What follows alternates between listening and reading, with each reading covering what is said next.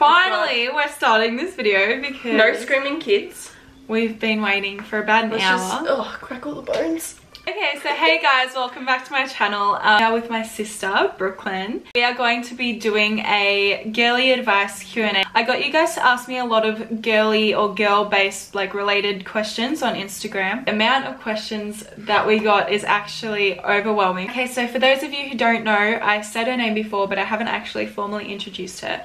This is my sister who is single, Brooklyn, and wow. Okay, so the first question is, how can you get over a breakup? Genuinely, I probably wouldn't know how to get over a breakup because I've never broken up with someone before. Well, I have, but it was a meaningless relationship. I was 15 at the time, just turned 15 as well. Been dating for a few weeks. Stop laughing. Maybe Brooklyn can chime in on this one. I wouldn't know. I've always been the person that breaks up with people. I would rely on like my friends. Honestly, what I would say is probably just surround yourself with friends and family, or even people who care about you.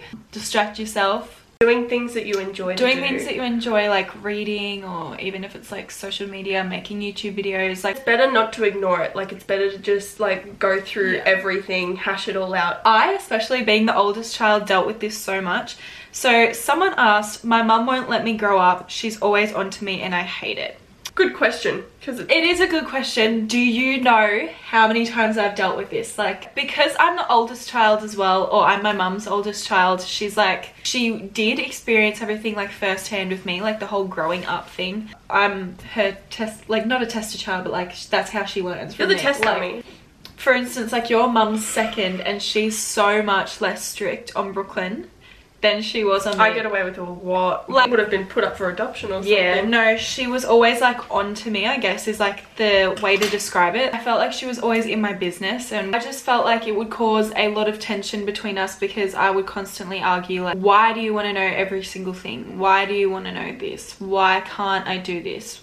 And I look back at it now and I'm like, wow, like I understand why you didn't let me, like, know how frustrating it can be. Like, when I look back at it, she was only doing every single thing for my safety. Although try not to stress about it too much, it will end. I can't really say much because I get away with a lot. Yeah, at the end of the day you got to look at it from their perspective. The next question is, tell us your first period story. I got my period when I was 14 years old and 9 months. It was actually on Brooklyn's, it was actually on your 13th birthday that I got my first period. TMI. Just literally woke up one morning and, like, you know, as you go to do the morning pee, I went to the toilet, looked down, and there was blood in my underwear, and I was like, oh, so this is what a period is. I remember being so shook. I got mine at 15 and a half, and basically what happened was everyone was eating dinner and I was like messing around and doing like cartwheels and stuff.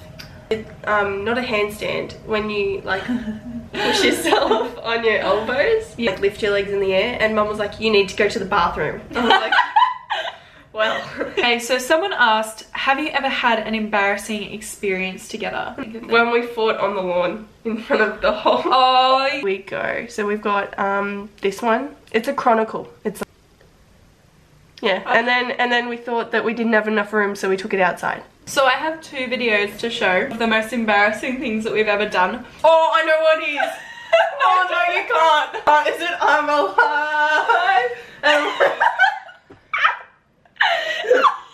I just feel like you guys all need to see this video. This is the original TikTok. Didn't happen.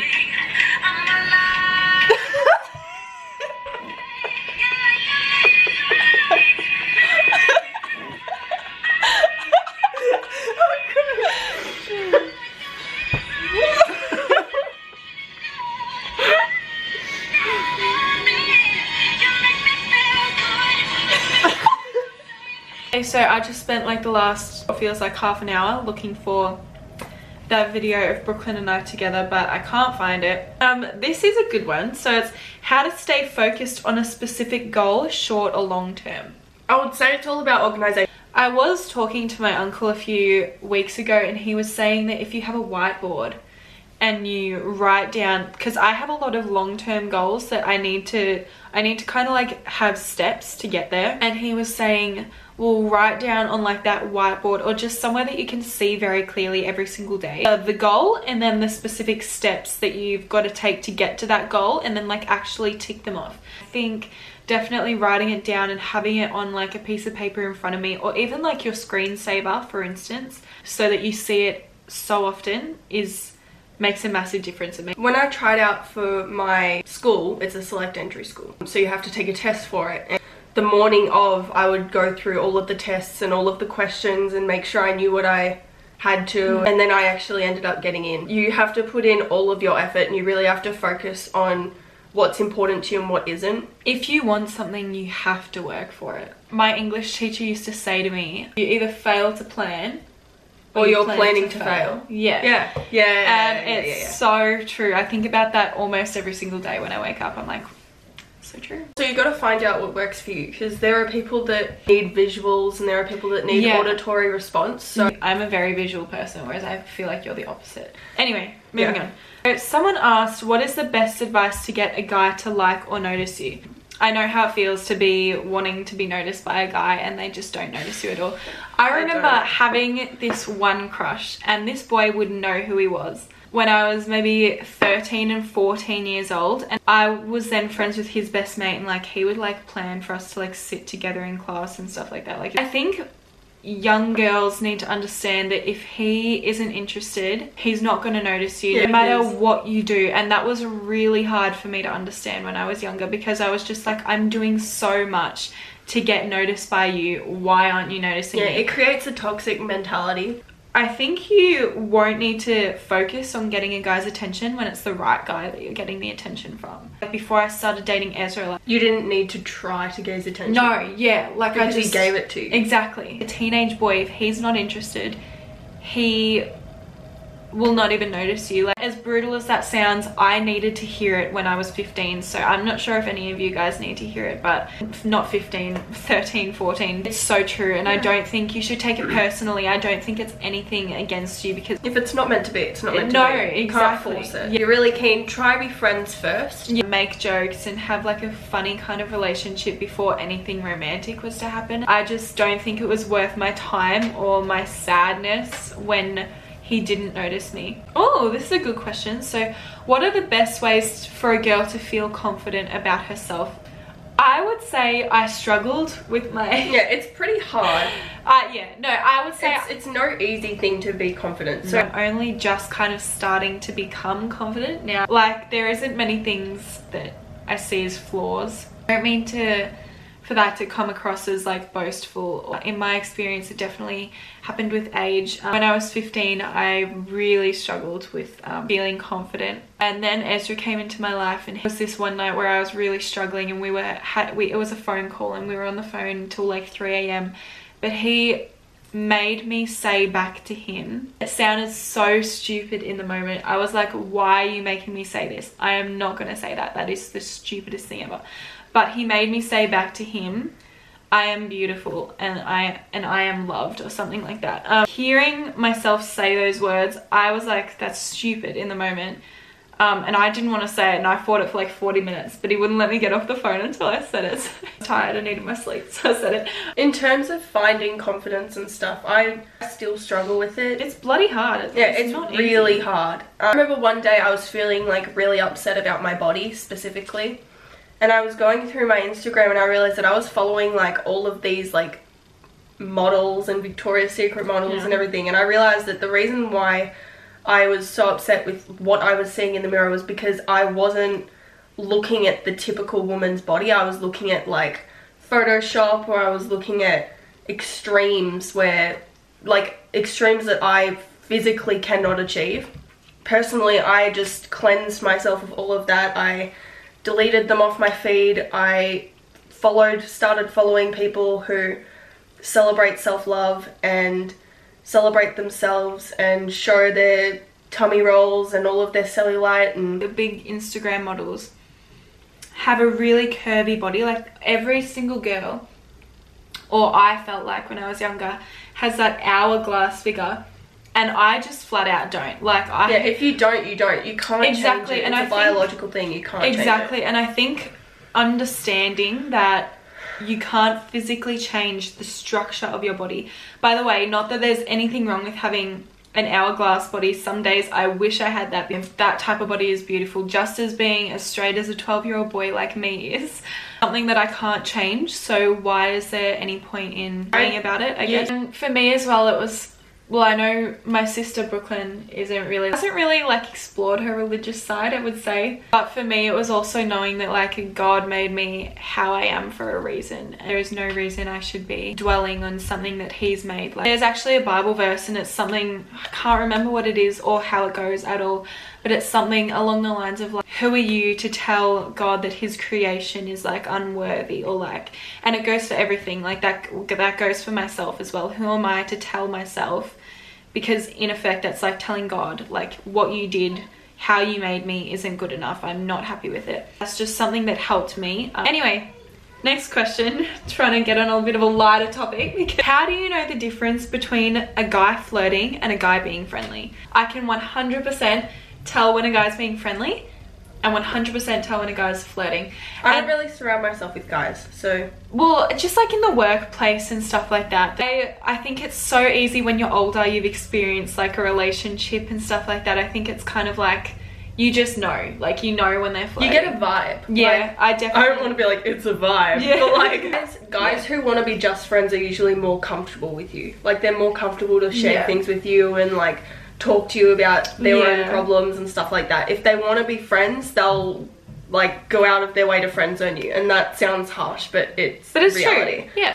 If they like you, usually boys are nervous, you know, unless they're like just as girls really are. confident. Yeah, exactly. But like, I remember just being so nervous around my crushes when I was really young. Like, this question: any secret boyfriends or crushes? Well, Ezra's a secret.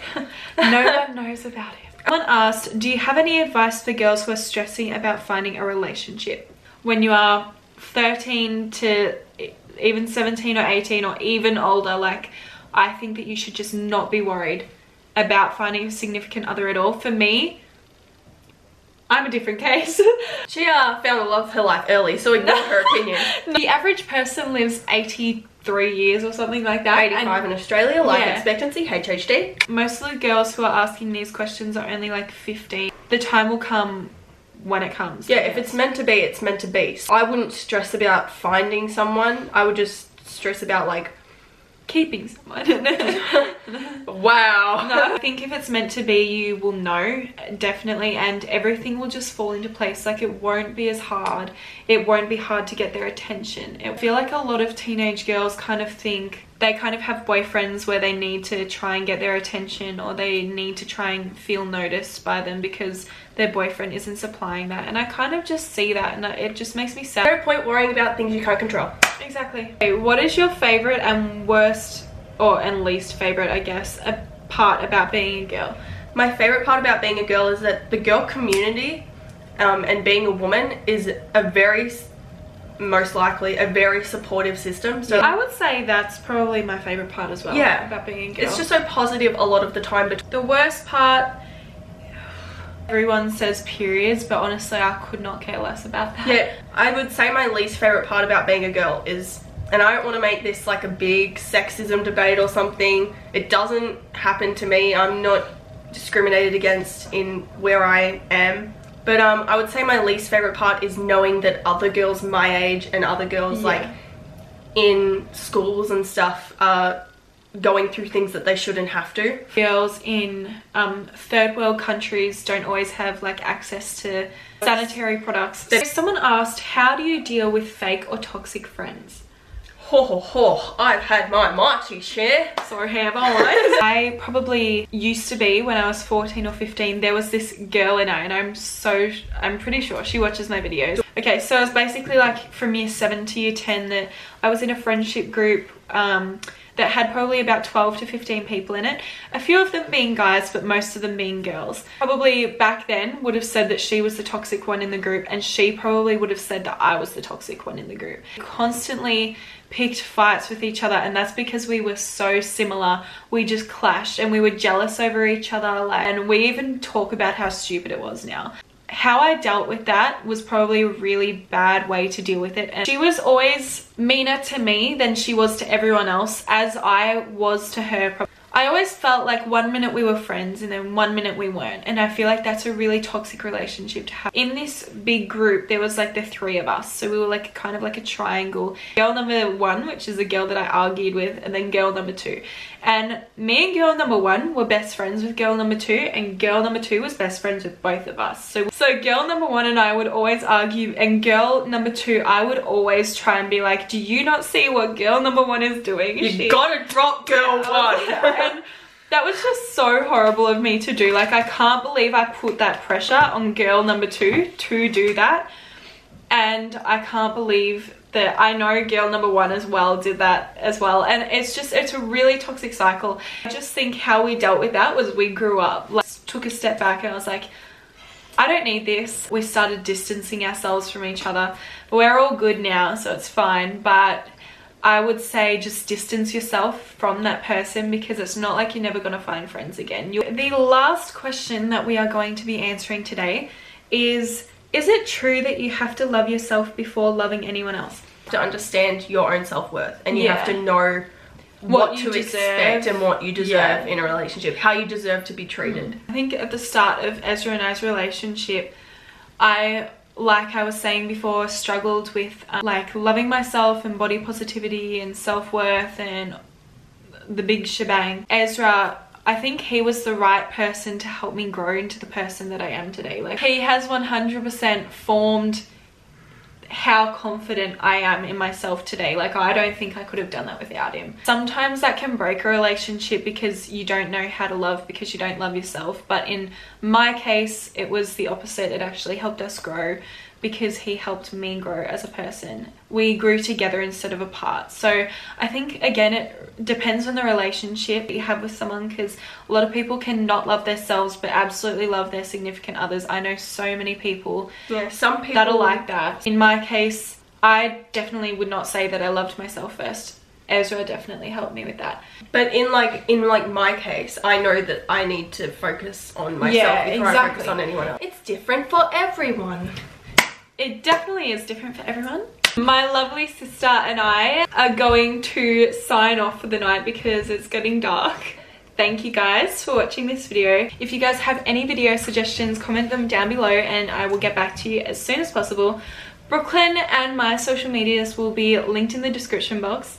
Plug, plug, plug. Don't forget to hit like and subscribe. Thank you guys so much. I will see you in my next video. Bye.